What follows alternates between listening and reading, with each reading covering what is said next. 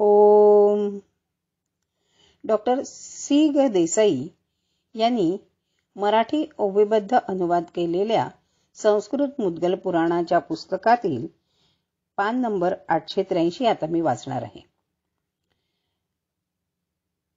गणपती हे प्राचीन काळी सामान्य नाम असावे आणि कालांतराने गणेश संप्रदाय प्रतिष्ठित झाल्यावर एका विशिष्ट देवाचे म्हणजे गजाननाचे ते विशेष नाम झाले असावे असे काही संशोधकांचे मत आहे.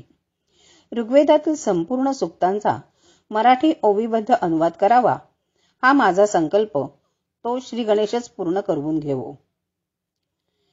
ओम अग्निदेवास नमन, त्याचे करीतो मी स्तवन, देवांचा पुरोहित होऊन आहुती त्यांना पोहोचविजो. हा ओम अग्निमिळे पुरोहितम या ऋग्वेदाच्या पहिल्या रुचीचा अनुवाद.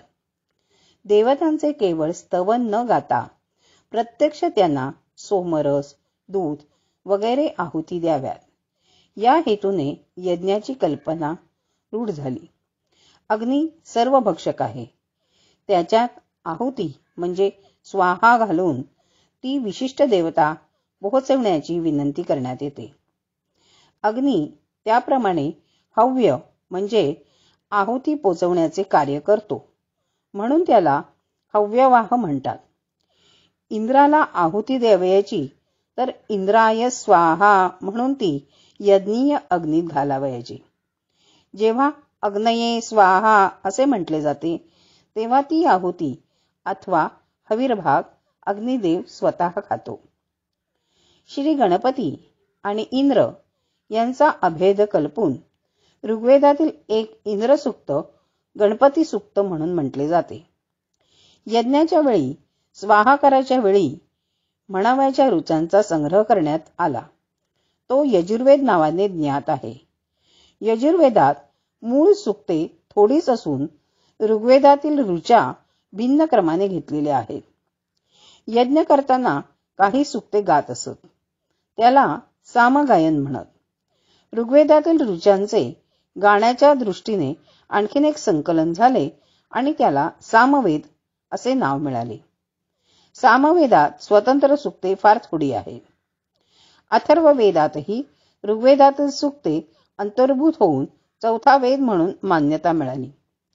संपूर्ण चारही वेद मुखोद्गत असणाऱ्यांना चतुर्वेदी, 3 वेद कंठस्थ असणाऱ्यांना त्रिवेदी, 2 वेद पाठ म्हणणारे त्यांना द्विवेदी आणि केवळ ऋग्वेद पाठ असणाऱ्यांना ऋग्वेदी म्हणू लागले.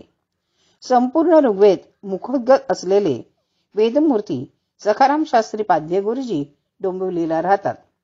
त्यांचा राष्ट्रपती, राज्यपाल आदींकडून सत्कारही झालेला आहे. असे वेदपंडित यापुढे दुर्मिळच होणार. छापण्याची कला उपलब्ध होऊन ऋग्वेदाची छापील पुस्तके मिळू लागल्यावर पाठ करण्यामागचा हेतूच नष्ट झाला. तरीही वेदांचे उच्चार सभोवतालच्या वातावरणावर परिणाम करतात ह्यात संशय नाही.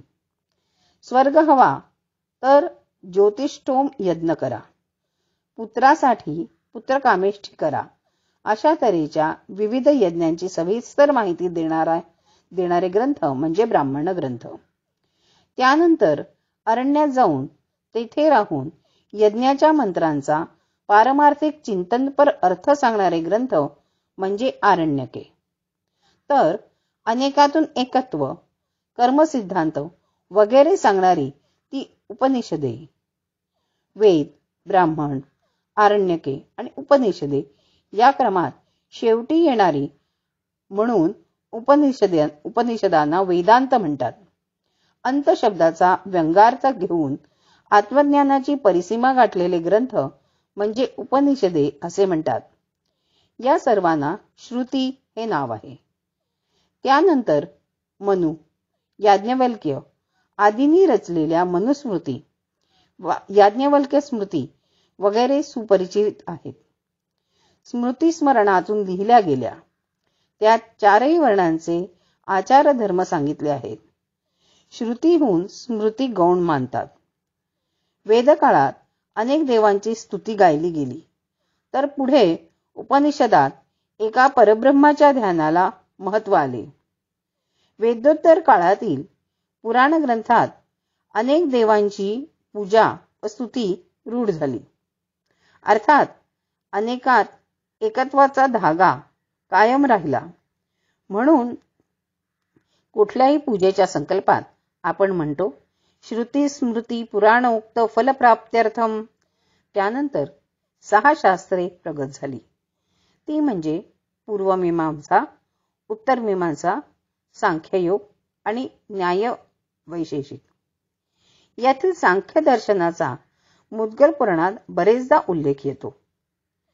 मुद्गल पुराण तर योगालाच वाहिलेले, त्यामुळे योगाला प्राधान्य देणं अगदी साहजिक आहे.